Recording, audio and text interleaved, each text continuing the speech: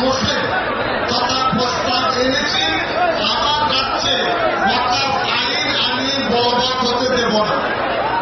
শুনলেন তো সাম্প্রদায়িক নেতা সিদ্দিকুল্লাহ চৌধুরীর নেতৃত্বে গতকাল কলকাতার মৌলালিতে যে ওয়াকফের বিরোধিতা হয়েছিল সেই জমায়েত নিয়ে খুব খুশি মুখ্যমন্ত্রী।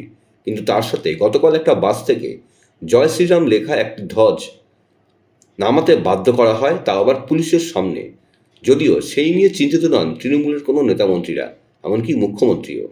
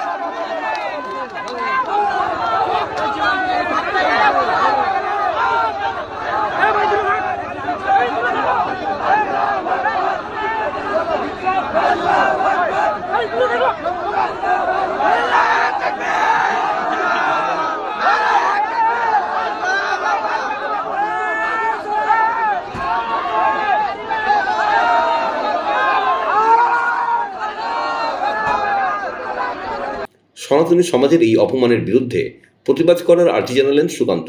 শুনুন কি বলেন বিজেপির রাজ্য সভাপতি।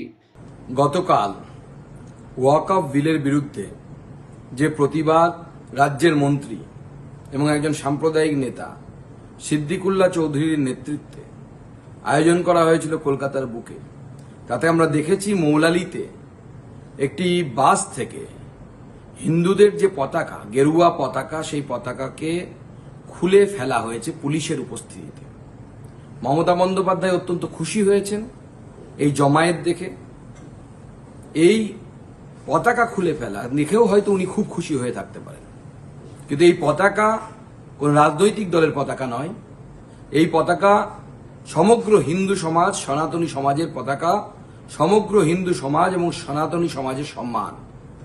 তাকে সিদ্দিকুল্লাহ চৌধুরী এবং তার বাদরের দল তারা খুলে ফেলে ভুলুণ্ঠিত করার চেষ্টা করেছেন। সমগ্র সনাতনী সমাজের এই অপমানের বিরুদ্ধে, সনাতনী সমাজের সম্মানকে, সম্ভ্রমকে ভুলুণ্ঠিত করার বিরুদ্ধে আসুন আগামীকাল হনুমান জয়ন্তী উপলক্ষে আমরা সবাই প্রতিবাদ করি। সেই প্রতিবাদটা কিভাবে হবে?